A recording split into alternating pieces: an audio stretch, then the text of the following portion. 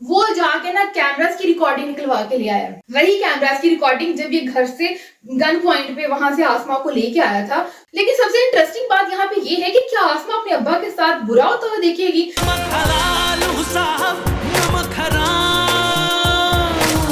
अस्सलामुअलैकुम जनाब, आज हम डिस्कस करने वाले हैं ड्रामा सीरियल नमक हराम। फाइनली आसमा बेगम को पता चल गई है नमक हरामी मुरीद की, और जो कि मुरीद ने खुद बता दी है। मुरीद एक्चुअली में इतना इमोशनल नहीं होता सिवाय इसके कि वो किसी गरीब के साथ कुछ गलत होता हुआ ना देखे, बट यहाँ पे वो आसमा को शुरू से पसंद भी करता है और अब वो जैसे तिलमिला रही है ना जानने के लिए तो हुआ क्या, तो वो बेचारा इमोशंस में बह गया और यहीं पे किसी हद तक वो छोटी सी गलती कर बैठा कि उसने उसे सच्चाई बता दी और उसने भरोसा कर लिया। तो अक्ल तेरी है बंदा, पूछे एक बंदी जिसको तुमने अगवा किया है, ठीक है, और तू उनके घर में मुलाजिम था और उस लड़की को सजा मिली है कि उसने तुझसे शादी करनी है, उसको तू बता रहा है कि भाई तूने उसको अगवा किया था, तो ऑब्वियसली बात समझी कि पता नहीं मुंडा की करता पे क्यों इन्हें सारा कुछ किया है, या तो पूरी सच्चाई बताना फिर तो गल समझ आए। मतलब कि सिर्फ ये बताना कि तुझे मैंने अगवा किया था तो ऑब्वियस था रिएक्शन जो आया उसका कि वो फौरन से भागने की कोशिश करेगी, उसको वो घर ही कैद लगेगा।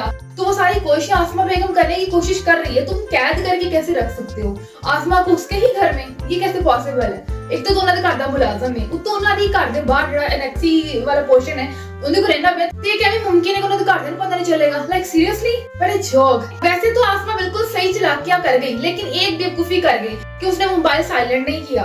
खैर सही है, मतलब टेंशन में बंदा ऐसे चवलें मार देता है तो वो चवल इसने यहाँ पे मार दी और वही जो चवल पकड़ ली है वहाँ पे मुरीद ने और वो जाके मोबाइल निकाला, फिर कहता कि आपने मेरा भरोसा तोड़ा। तो कहते तू भरोसे निकाल ना ही कर, तू तो अपने माला बंदा भरोसा तोड़ा सीगा। तो यहाँ पे उसको चाहिए था बाकी की जो सच्चाई थी वो भी बता देता, लेकिन नहीं बताई। तो फिर वो कोशिश करती है घर से किसी से निकले और जाके बताए कि मेरे साथ हो क्या रहा है, लेकिन मुरीद पूरी कोशिश करता है कि किसी को पता ना चले और ना ही वो बता पाए। इसी तरह उसका जो फूफीजाद है वो मिलने के लिए आता है तो वो उसको भी रोक देता है, पॉइंट डालता है कि भाई कि मैं बाहर जा रहा हूँ और मेरी गैर दोबारा नहीं करती कि मेरी बीवी को कोई और गैर मर्द जाके अकेले में मिले।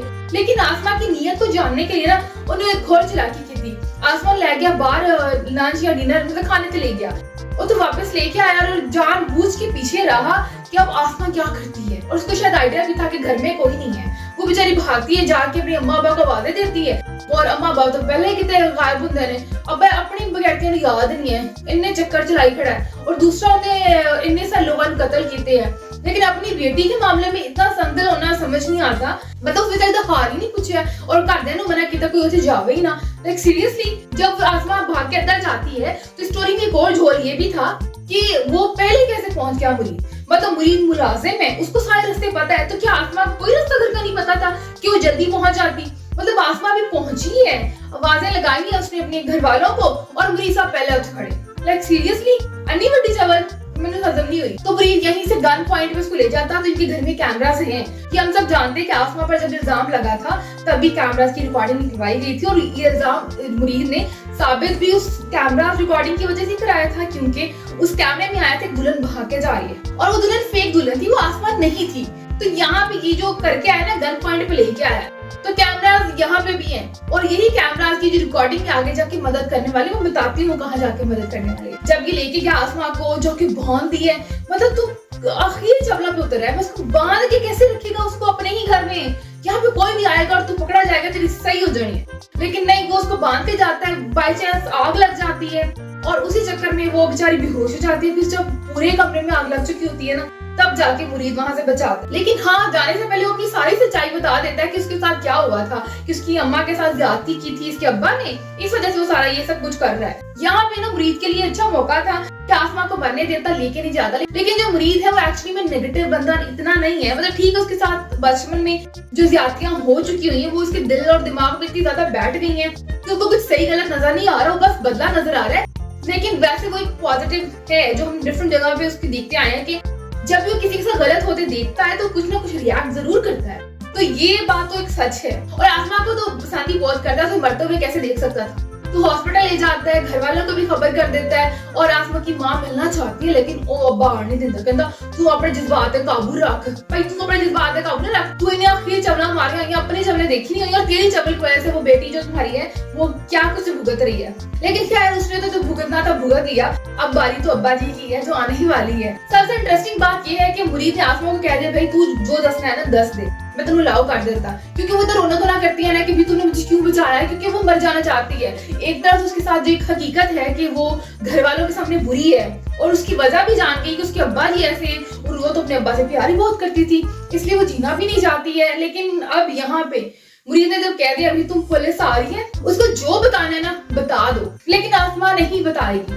क्योंकि अब उसके दिल में भी ना वो सॉफ्ट कॉर्नर तो आ चुका हुआ है ना, मतलब वो सॉफ्ट कॉर्नर वो वाला नहीं, ये वाला कि इस बेचारे के साथ भी तो गलत हुआ है, ठीक है उसने गलती कर दी है लेकिन उसके पीछे की हिस्ट्री उसको पता चली है, उसकी माँ के साथ इतना बुरा हुआ है। आसमा एक्चुअली में खुद भी एक सॉफ्ट नेचर, मतलब दोनों की नेचर सेम है, आसमा भी एक सॉफ्ट नेचर इंसान है और दूसरी तरफ मुरीद भी, तो दोनों किसी को बुरा तो नहीं कर सकते हैं। लेकिन यहाँ पे जो इसको फूफी ज़्यादा है, इसकी बहन जो है उसका वो मंगेतर भी है, वो बड़ा पीछे लगा हुआ है मुरीद के, वो जाके ना कैमरास की रिकॉर्डिंग निकलवा के ले आया। वही कैमरास की रिकॉर्डिंग जब ये घर से गन पॉइंट पे वहां से आसमा को लेके आया था तो वो वाली रिकॉर्डिंग को निकलवा के लिया और इसी बेस पे इसको गिरफ्तार करवाना चाहेगा, लेकिन आसमा यहाँ पे डिफेंड करेगी मुरीद को और कोई ना कोई कहानी डाल देगी। तो यहाँ पे एक प्लस पॉइंट ये है मुरीद के लिए कि अब चाहे उसने सच्चाई बता दी है लेकिन वो अब इसकी राजदार बन चुकी हुई है। लेकिन सबसे इंटरेस्टिंग बात यहाँ पे ये है कि क्या आसमा अपने अब्बा के साथ बुरा होता हुआ देखेगी, क्योंकि मुरीद तो अच्छा चाहता ही नहीं है, वो तो चाहता है कि उसको तड़पा के मारे, चाहे कुछ भी हो, आपके अब्बा जी कैसे भी हो, आप ये तो नहीं चाहते ना आपके साथ कुछ बुरा हो। तो यहाँ पे आसमा का जो डिसीजन वो बहुत इंपॉर्टेंट है, लेकिन आसमा का ना इस्लाम और अल्लाह के साथ कनेक्शन बहुत स्ट्रॉन्ग है, क्योंकि उसकी माँ अपनी ने भी कहा था कि जब शरीयत की बात आ जाए तो वहां पे तो वो इबादत की तरह हर काम करती है, चाहे वो रिश्ता हो चाहे वो कुछ भी हो। लेकिन यहाँ बात इंसाफ की है भाई, और इंसाफ का तकाजा यही कहता है कि अगर इस एक आदमी ने इतना कुछ बुरा किया इतने लोगों के साथ तो उसके अपने साथ हो गया तो ठीक है अभी होना चाहिए। तो मेरा ख्याल है आसमा मुरीद का ही साथ देगी और अब जाके ना मुरीद और आसमा की एक अच्छी केमिस्ट्री हमें देखने को नजर आएगी, इनके कुछ अच्छे मोमेंट भी हमें देखेंगे, क्योंकि ऑलरेडी मुरीद तो पसंद करता ही करता है, बचपन से पसंद करता है आसमा को, लेकिन अब जो आसमा है उसके दिल में भी आहिस्ता आहिस्ता जो सॉफ्ट कॉर्नर जो बना है ना वो एक मजबूत जगह इख्तियार कर लेगा और फिर हमें एक अच्छा रिलेशनशिप देखने को मिलेगा। सो ये मेरा तो रिव्यू है, आपका क्या है आप लोग मुझे बता सकते हो कमेंट्स के जरिए। इसके अलावा अगर आपको मेरी वीडियो पसंद आ रही है आप लाइक कर सकते हो, नहीं पसंद आ रही तो कोई गल नहीं, दस दो कमेंट से क्यों नहीं आ रही, लेकिन अगर पसंद आ रही है तो आपने मेरा चैनल सब्सक्राइब करना जरूर है। बस रानी ने जो कहता सो कहता। इसके साथ ही फातिमा को इजाजत दीजिएगा, टाटा बाय बाय।